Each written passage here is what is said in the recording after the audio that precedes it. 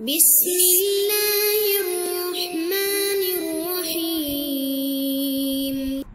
الحمد لله رب العالمين والصلاة والسلام على سيد الأنبياء والمرسلين أما بعد فأستعيذ بالله من الشيطان الرجيم بسم الله الرحمن الرحيم. السلام علیکم ورحمۃ اللہ وبرکاتہ.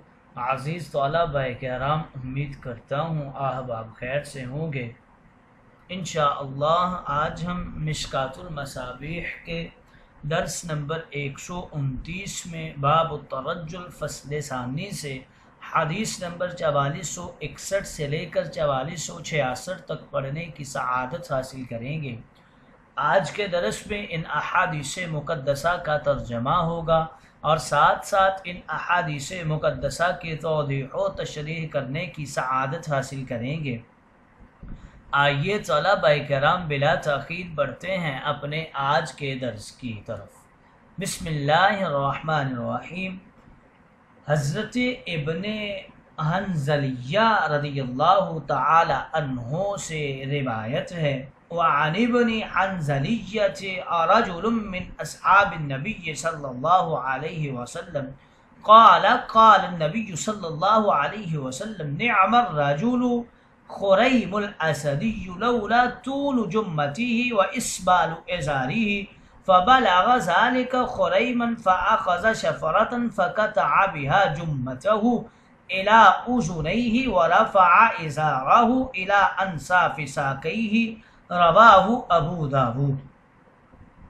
حضرت ابن حنظلیہ رضی اللہ تعالی عنہ سے روایت ہے، جو حضور کے صحابہ میں سے ایک شخص تھے. ایک دن نبی کریم نے فرمایا، خریم اسدی اچھا آدمی ہے اگر اس کے بال لمبے نہ ہوں اور اس کا تہبند لٹکتا ہوا نہ ہو.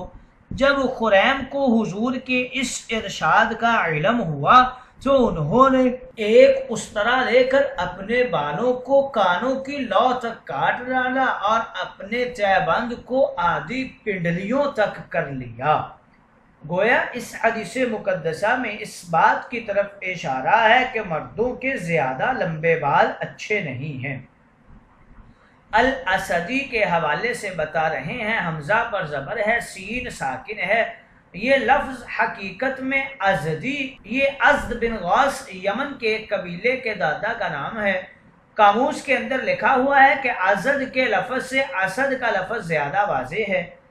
مدینہ کے اکثر انصاری اسی شخص ازد بن غوث یا اسد بن غوث کی نسل سے تھے. اس لفظ سے قبیلہ اسد مراد نہیں ہے. حضور علیہ الصلوۃ والسلام نے خریم کی تعریف بھی کی اور ایک نقص پر بھی آگاہ کیا. اس نے نقص کو فوراً دور کر لیا. تعلیم دینے والے کے دینے کا کیا کہنا اور تعلیم لینے والے کے لینے کا کیا کہنا.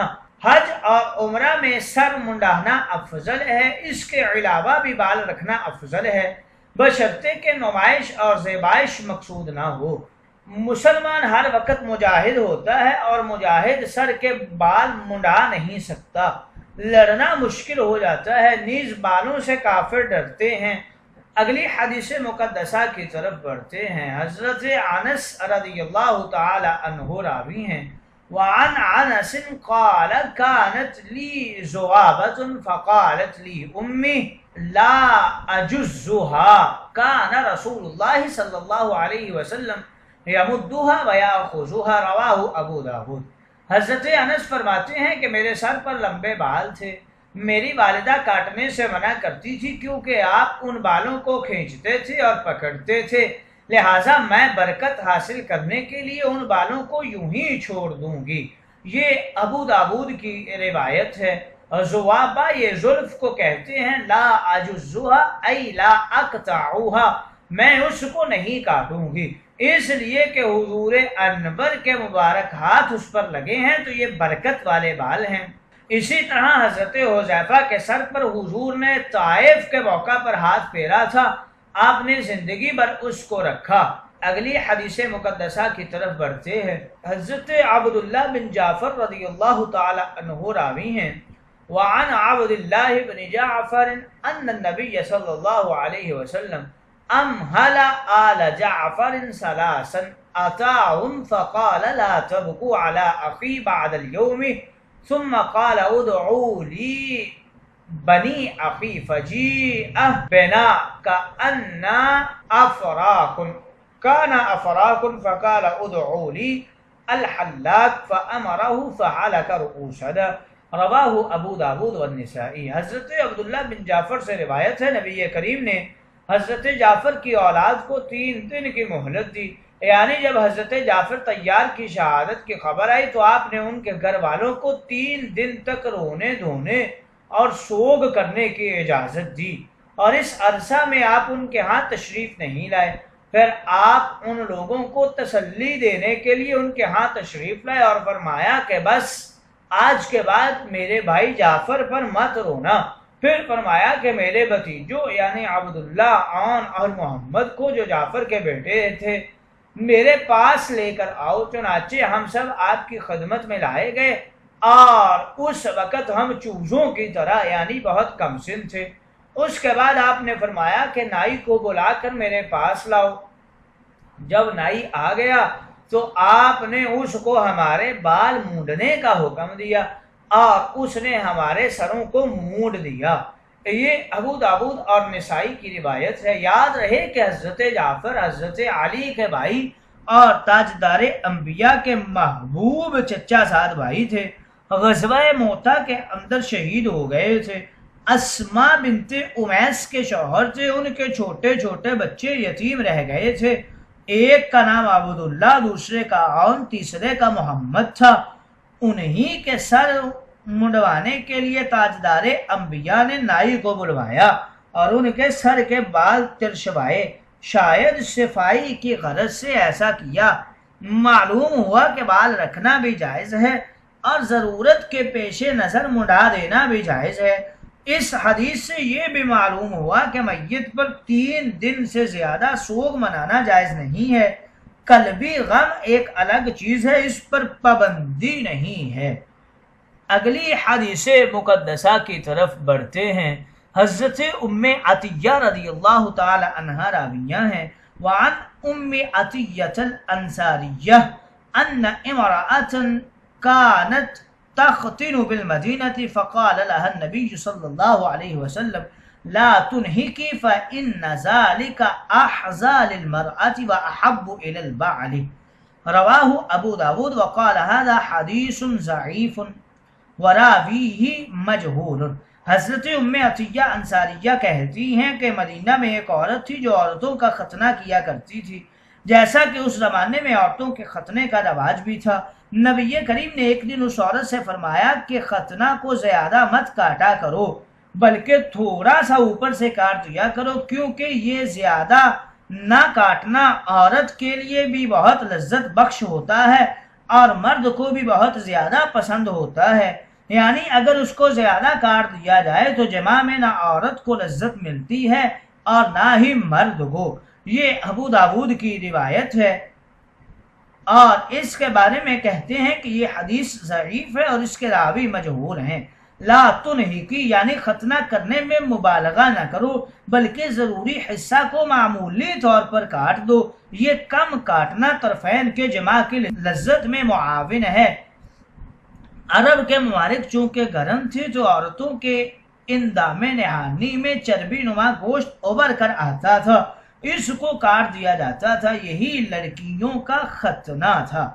اگلی حدیث مقدسہ کی طرف بڑھتے ہیں۔ حضرت کریمہ رضی اللہ تعالی عنہا سے روایت ہے، وعن کریمة بنت حمام ان امرأة سألت عائشة عن خضاب الحناء فقالت لا بأس ولكني أكرهه كان حبيبي صلى الله عليه وسلم يكره ريحه، رواه ابو داود والنسائی۔ حضرت کریمہ بنت حمام سے روایت ہے کہ ایک عورت نے حضرت عائشہ رضی اللہ تعالی عنہا سے سر کے بالوں پر مہندی کا خضاب کرنے کے بارے میں پوچھا تو انہوں نے فرمایا اگرچہ اس میں کوئی مذائقہ نہیں ہے لیکن میں اس کو اچھا نہیں سمجھتی، کیونکہ میرے محبوب یعنی تاجدار انبیاء اس کی بو کو پسند نہیں فرماتے تھے۔ یہ ابو داود اور نسائی کی روایت ہے۔ یکرہ ریحہ کے حوالے سے بتا رہے ہیں یہ سر کے بالوں کی بات ہوگی، ورنہ ہاتھوں پر مہندی لگانے کو تاجدار انبیاء نے عورتوں کے لیے بھی پسند کیا ہے اور ترغیب بھی دی ہے۔ حضرت عائشہ عام عورتوں کے لیے سر کے بالوں میں مہندی لگانے کو جائز قرار دے رہی ہیں، لہٰذا اگر عورتیں سر کے بالوں میں مہندی کا خضاب کرنا چاہیں تو جائز ہے، البتہ سیاہ خضاب جائز نہیں ہے۔ اگلی حدیث مقدسہ حضرت عائشہ راویہ ہے، وعن عائشہ ان ہند بنت عتبہ قالت یا نبی اللہ بایعنی فقال لا ابایعوک حتی تغیری کفیک فکأنہما کفا سبع، رواہ ابو داود۔ حضرت عائشہ کہتی ہے عتبہ کی بیٹی ہندا نے جب یہ کہا کہ اللہ کے نبی مجھ کو بیعت کر لیجئے تو آپ نے فرمایا کہ جب تک تم اپنے دونوں ہاتھوں کو مہندی لگا کر ان کی رنگت کو متغیر نہیں کر لو گی میں تم سے زبانی بیعت نہیں لوں گا۔ تمہارے ہاتھ مہندی کے بغیر ایسے ہیں جیسے درندوں کے ہاتھ ہے۔ یہ ابو داود کی روایت ہے۔ لہٰذا اس حدیث مقدسہ سے ثابت ہوا کہ عورتوں کے لیے ہاتھوں پر مہندی لگانا مستحب ہے۔ ان ہندن، ہندہ بنت عتبہ حضرت ابو سفیان کی بیوی اور حضرت معاویہ کی ماں ہیں۔ جنگ احد میں حضرت حمزہ کی شہادت کی اصل محرکہ یہی تھی، پھر فتح مکہ کے دن اسلام لائی تھی اور مختلف غزوات میں حصہ لیا۔ یہ بیعت شاید بیعت اسلام کے علاوہ کوئی اور بیعت تھی۔ اس حدیث سے معلوم ہوا کہ عورتوں کو اپنے ہاتھوں پر مہندی لگانا مستحب ہے اور اسے ترک کرنا مکروہ ہے، کیونکہ اس میں بھی مردوں سے ایک قسم کی مشابہت آتی ہے۔ اسلام گھریلو نظام کو مضبوط دیکھنا چاہتا ہے، اس لیے عورت کو ہر قسم کی زینت اختیار کرنے کا حکم دیتا ہے۔ شیطان اور اس کی شاخ مسلمانوں کے گھریلو نظام کو تباہ کرنا چاہتے ہیں اور بیوی کو مرد بنا کر شوہر کے مقابل کھڑا کرنا چاہتے ہیں، جو دراصل اسلام کے خلاف پروپیگنڈا ہے۔